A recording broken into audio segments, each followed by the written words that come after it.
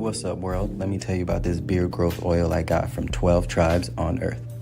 8 ounces of oily goodness with a nozzle that prevents sprays and spills, and soft ingredients that make it perfect addition to anyone's morning routine. From coconut to castor, all these oils are hand chosen. After using this herbal blend, the biggest thing I noticed is how soft, how strong my hair was, and how good I feel. Pick up your bottle today and make your beard the star of the show.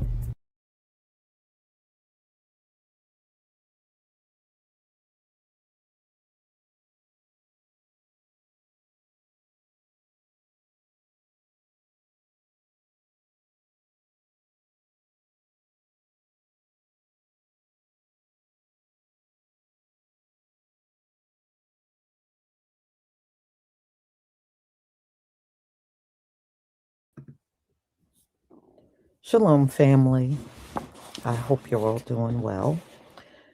Well, we're going to talk about America losing their standing in the world. You know, anytime you have allies and every single one of them let you know they are not joining you in this war because nobody agrees with it, then you've lost. People are not going to join. Donald Trump has blown off NATO. He has gone to different events and got up at the mic telling everybody off and saying we don't need them, and and it's all coming back to bite him. And you saw what he did to Zelensky. He threw Zelensky out of the White House. We didn't even give the man lunch, just threw him right on out after humiliating him on the US media. So this man has showed total disrespect to everybody. Now you can't come back and say, hey, we need you now after you said you didn't need anybody. We got the strongest military in the world. Do you? I just look at the irony of this whole thing. America always went around picking on smaller nations that they knew didn't have much of an army or military in comparison to the US. But you know what the Most High did? He made you lose against those small nations. You didn't win Vietnam. You didn't win Afghanistan. You didn't win Iraq. And now you're not winning Iran. All of those nations are smaller than the US, and the US was unable to conquer those nations.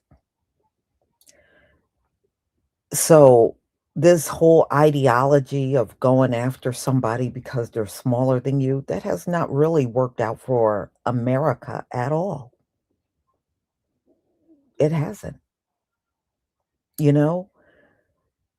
And I got another live coming at 3:45 where members of the military are now coming out strong, speaking against Donald Trump in this war. So, is it okay for the military to reject the orders of a president? We're going to talk about that later.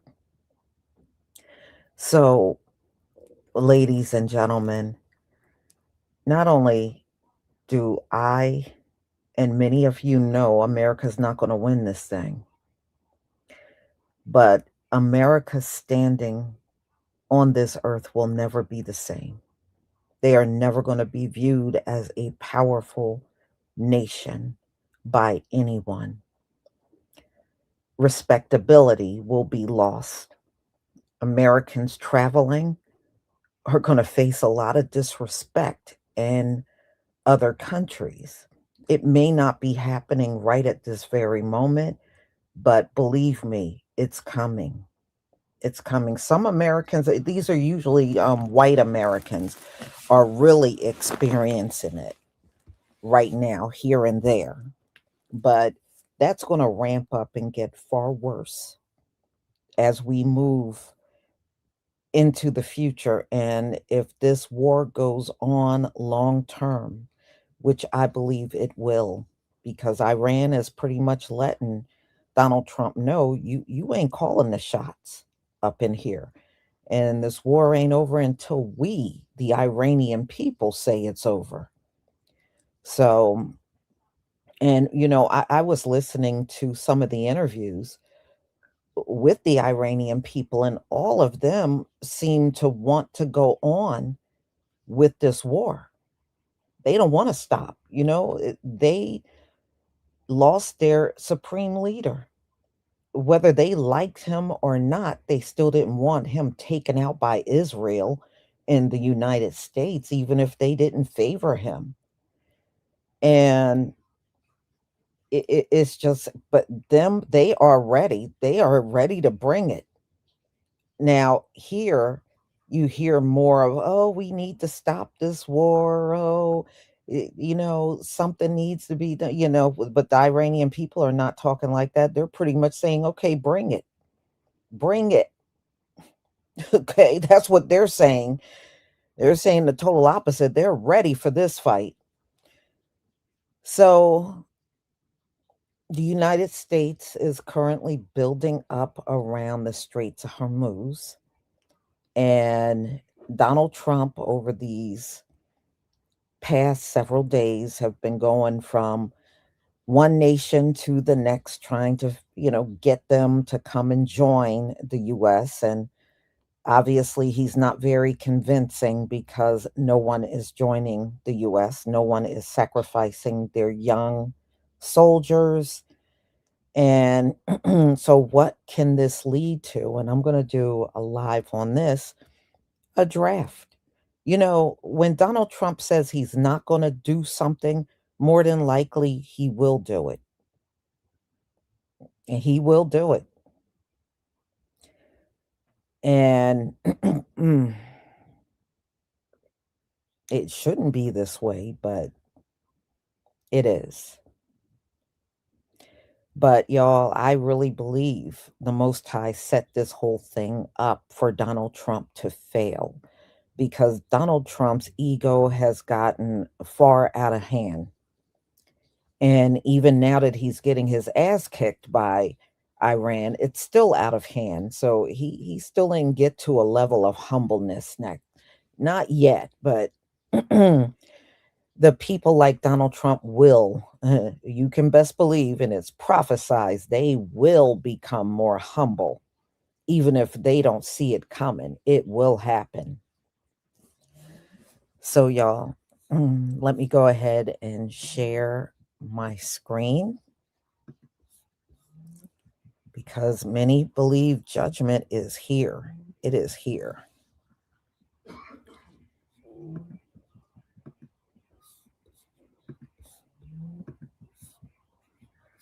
Please give me a one if you can see my screen. Yeah. Thank you.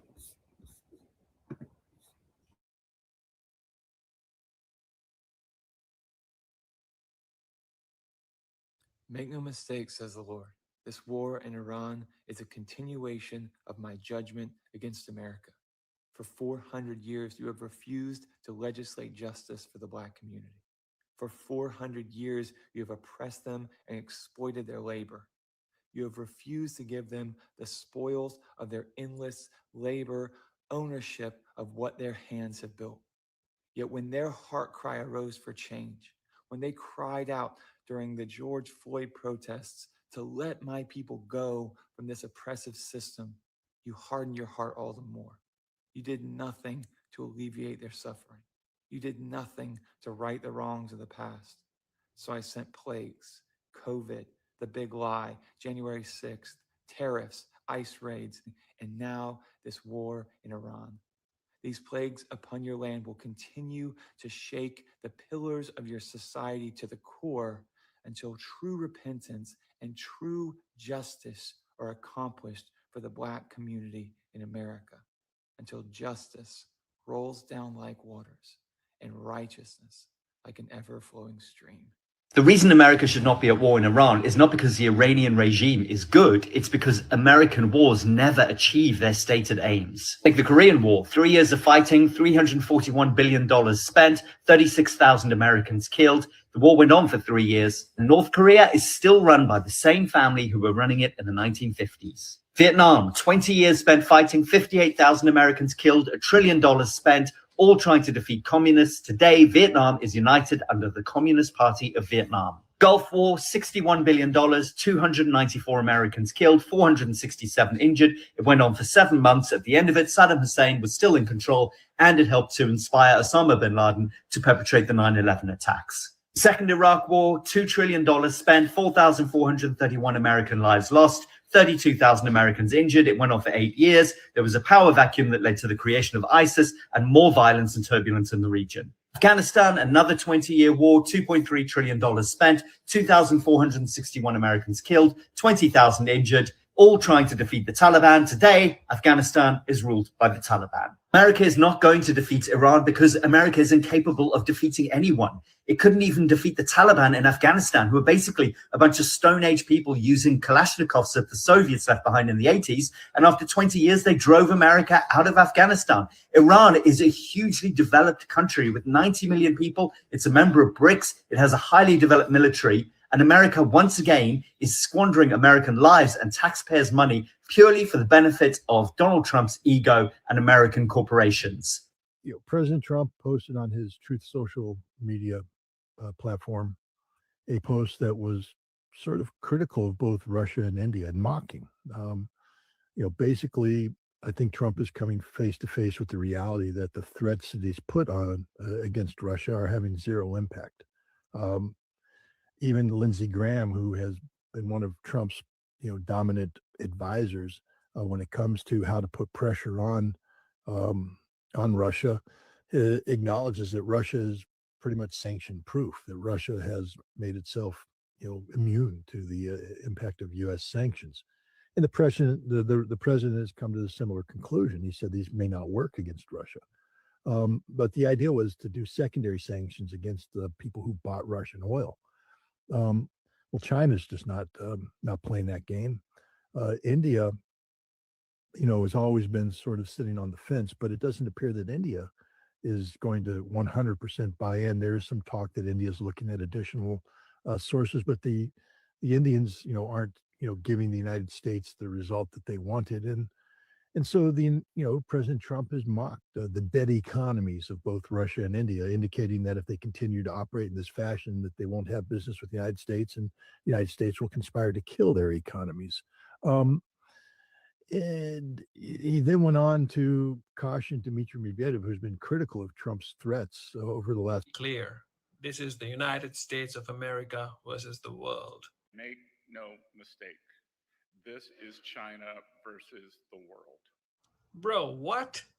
I just got used to let me be clear, and you come up with make no mistake.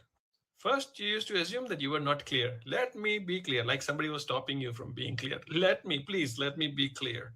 And now you're like, make no mistake, as if people are just making mistakes all the time. China versus the world. Bro, what happened to America first? America versus the world. You gave it up so quickly. They have put these unacceptable export controls on the entire world. Oh, you mean tariffs? Tariffs. You remember tariffs? Tariffs. The United States was slapping tariffs on countries all around the world, like a little kid who just saw his first kung fu movie. And then you saw China kicking back, and you were like, oh, you guys have tariffs too? Huh. China is a command and control economy. As opposed to the United States of America? This guy is, Donald Trump is an idiot. This illegal war, and it is 100% illegal, against Iran, is almost certainly going to be an absolute disaster for him. I see no political upside for him really at all. It's just a question of how damaging to him this is.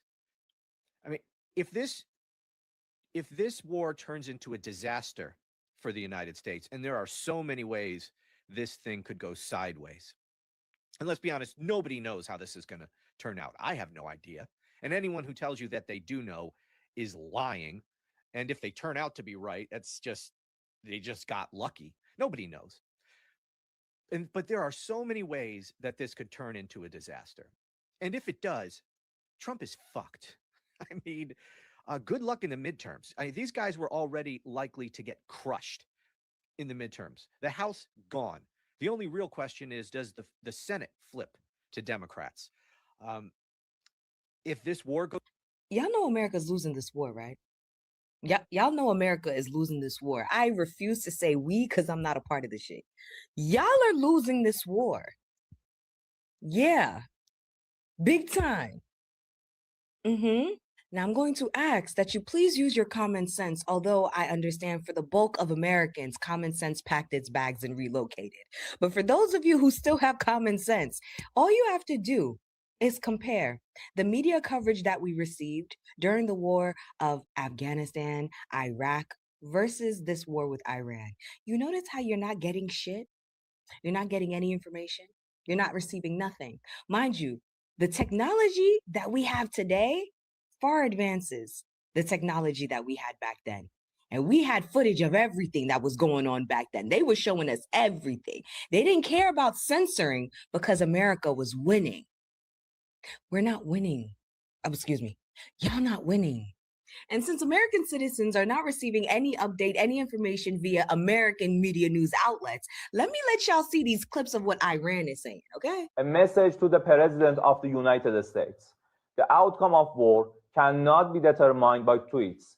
The result of a war is determined in the field, the very place where you and your forces do not dare to approach, and you can only talk about it in your tweets. It's better to name this war as epic fear instead of epic fury. Basically what he said is, the President of the United States ain't got nothing but Twitter fingers. He's a keyboard warrior, certified keyboard warrior. And if we're going to be honest, there's not one president in the United States history that has tweeted as much as President Donald Trump has. Not one. Since the entire existence of the platform, of the social media platform, not one has tweeted more than Donald Trump himself. But not just that, watch this clip too. این که ما میگوییم آتش بس نمیخواهیم نه به این دلیل که دنبال جنگ هستیم به این دلیل که این بار این جنگ باید به شکلی تمام بشود که دشمنان ما دیگر هرگز به فکر تکرار این حملات و این تجاوز نیفتند و من فکر میکنم تا همین الان هم درس خوبی فرا گرفتند فهمیدند که با چه ملتی طرف هستند که در دفاع از خودش هیچ تردیدی نمیکنه و آمادگی داره که جنگ رو تا هر کجا که هست ادامه بده و به هر کجا که هست بکشه. Does that sound like a nation that is scared of the greatest military strength of the world? Because they're not. They're not. And they're defending themselves really well. They're quite successful, actually. Yeah. Since when have you ever heard any other nation talk to America like this? During a war. During war. Now we're going to call this portion of the video information about Americans that Americans don't know, as we are all experiencing a great media blackout during this time. Within the first 7 days, the Pentagon reported to Congress that it cost the American government $11.3 billion to participate in this war.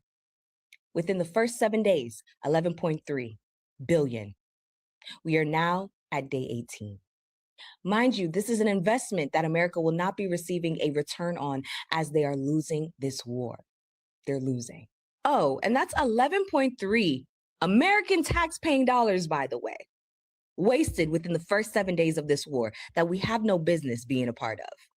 The United States government, via the Pentagon, reported that there's only been 6 United States casualties. Only 6 United States soldiers' lives were claimed. However, the media from Iran states that on March 4th, 500 American soldiers were killed. And then by March 6th, the number of American casualties were rumored to have reached the thousands. That's what Iran's media is stating. Meanwhile, ours is stating only 6 passed away, and it's 6 white lives. Can I quickly read to you guys a portion of an article that was written by an Israeli journalist discussing this war? I'm going to do it anyway, okay? All right, boom. Iran has destroyed the most valuable military property and equipment in the entire world.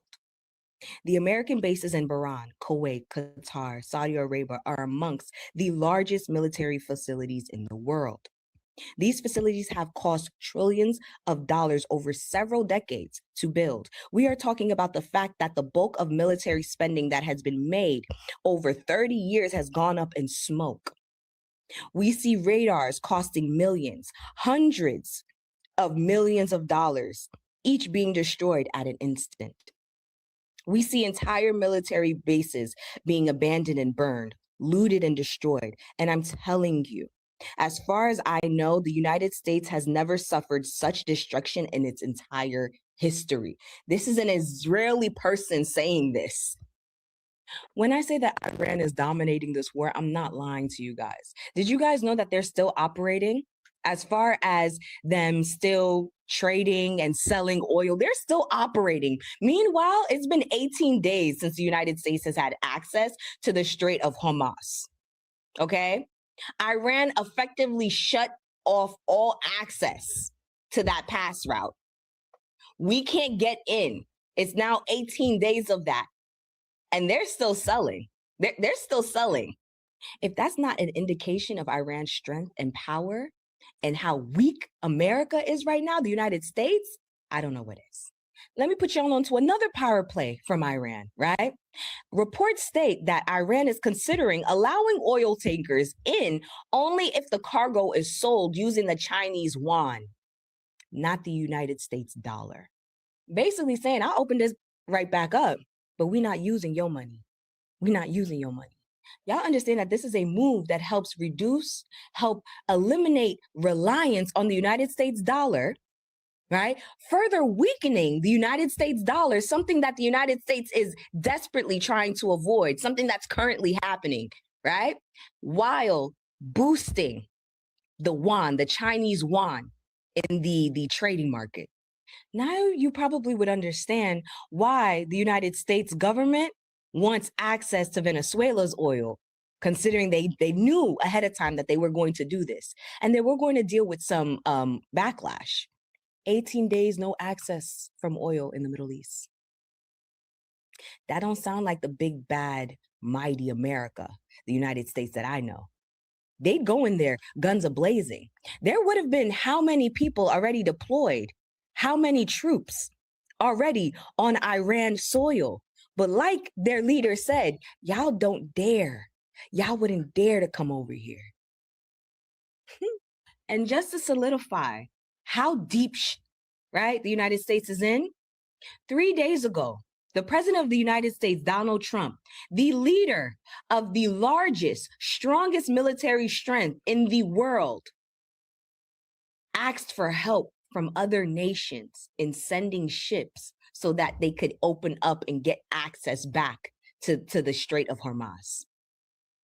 He started asking and stating he expected to get help from nations like UK, Canada, China, South Korea.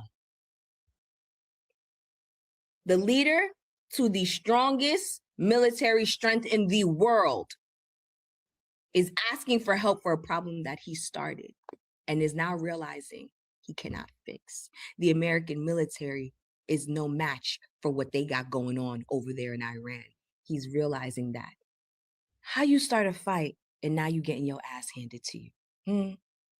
Because that's exactly what's going on with America right now.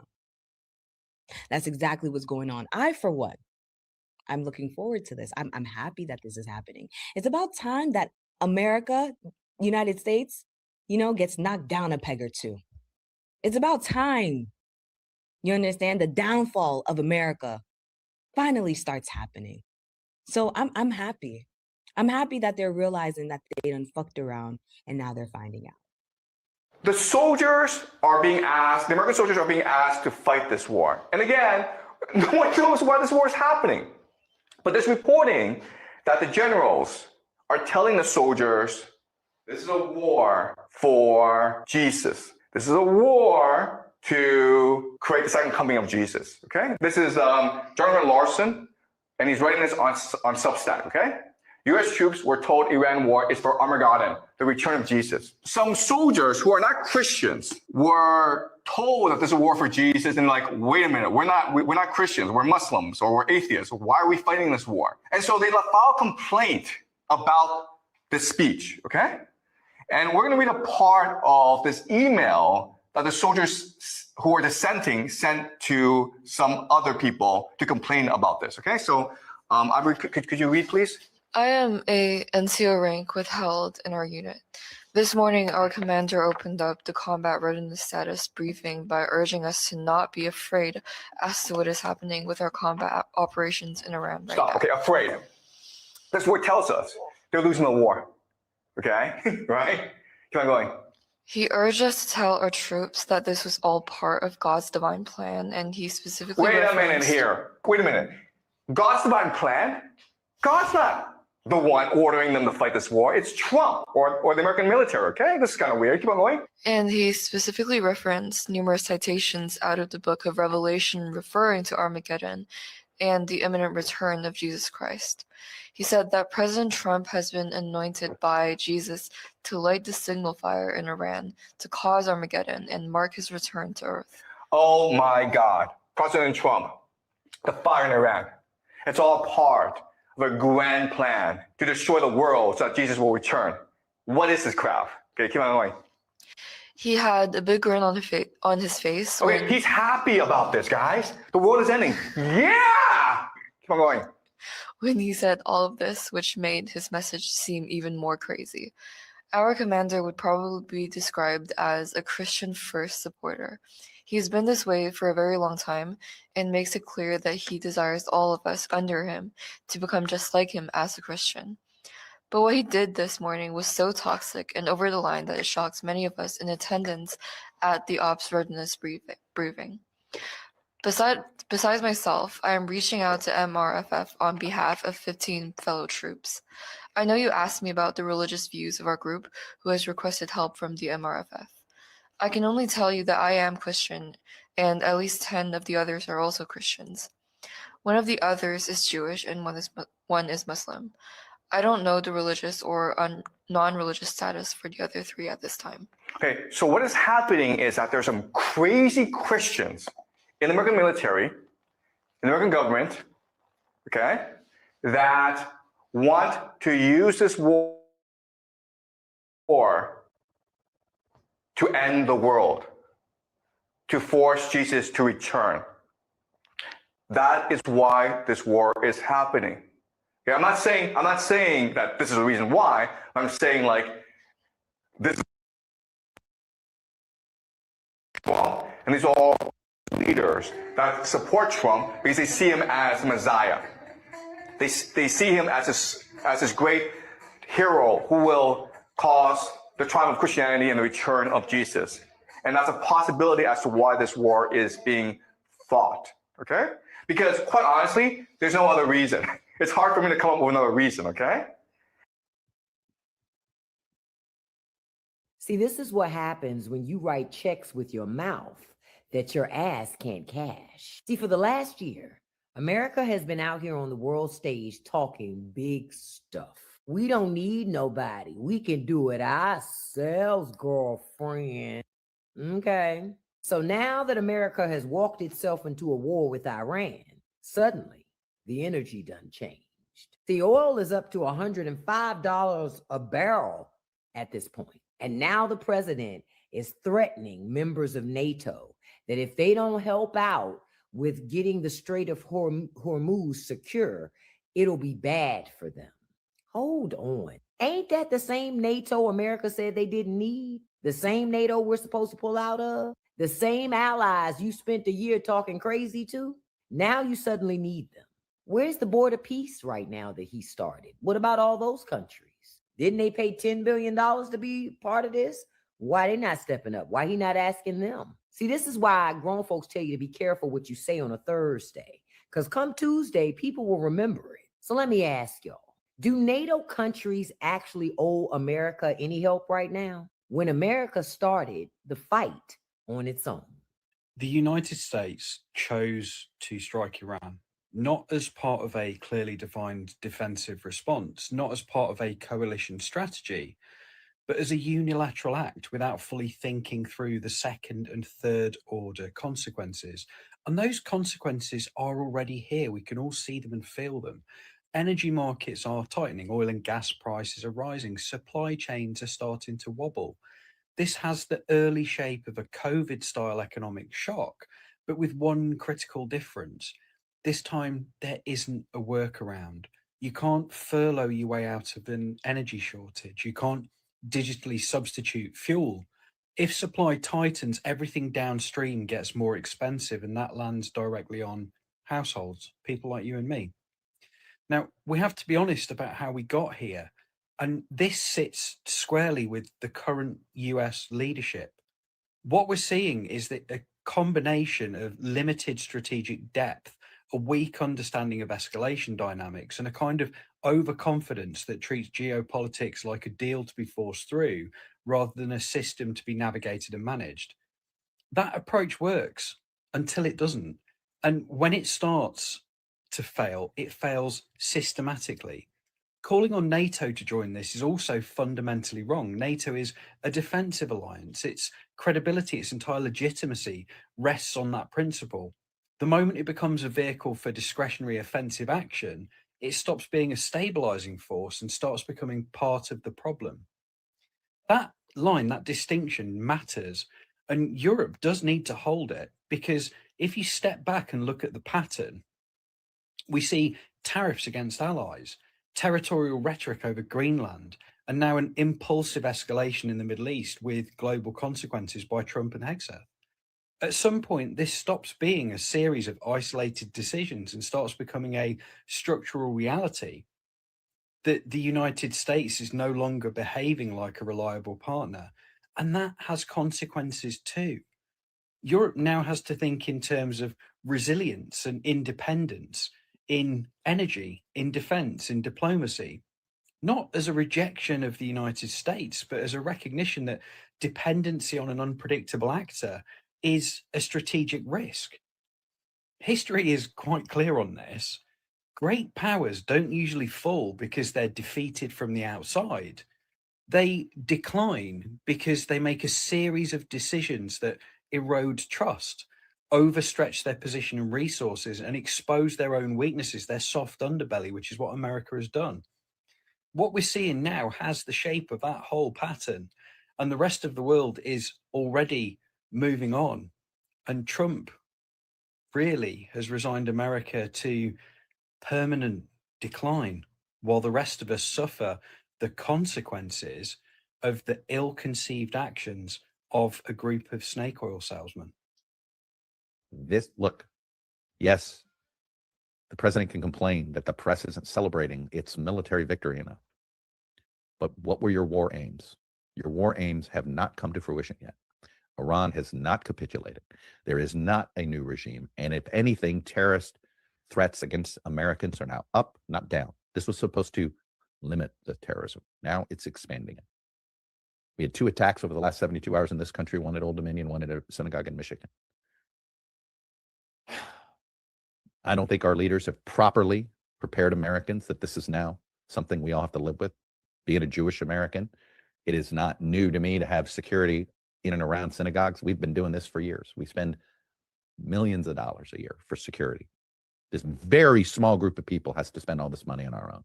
Ditto with those that practice Islam in this country. The majority of religions haven't had to do this, but Jews and Muslims have had to do this. So we know firsthand the impact of threats of terrorism. This administration has not prepared the country for this. And I do fear that this war has already essentially launched 2 terrorist attacks in this country. This is the fallout. This is the risk of doing this. And the president did nothing to prepare the country for this, did nothing to rally the country or prepare us for the consequences. We all have to live with the consequences. We in a free and independent press have to report on the actual reality and what's happening here. And the fact that the administration doesn't want the truth to come out should scare the shit out of all of you. I apologize that I've been a little four-letter wordy, but I'm trying to get the FCC's attention, right? I'm borrowing the old 7 words of George Carlin. So we may say them all. I'm not going to say the F word. But look, I vacillate about how hard to come at Carr, because he's like taking stupid shots at me. And I know there's some funny graphic rolling around that like claimed that Trump purged me from NBC and Lester Holt. I mean, it's kind of amusing. But, there is some truthiness, right? A lot of us felt we couldn't practice independent journalism anymore, and it was just useless to stay if you want to do your job. And that's a real decision that many a journalist is having to make right now.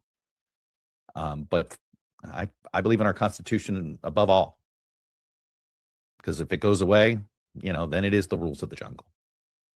I don't want the rules of the jungle. I like our Constitution, and I'm going to fight to the death to support it and defend it and explain it so all of you know all of the rights you really have here.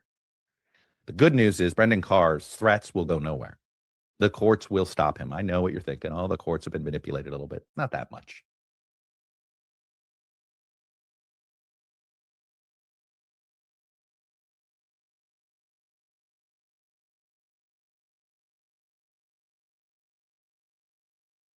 Okay.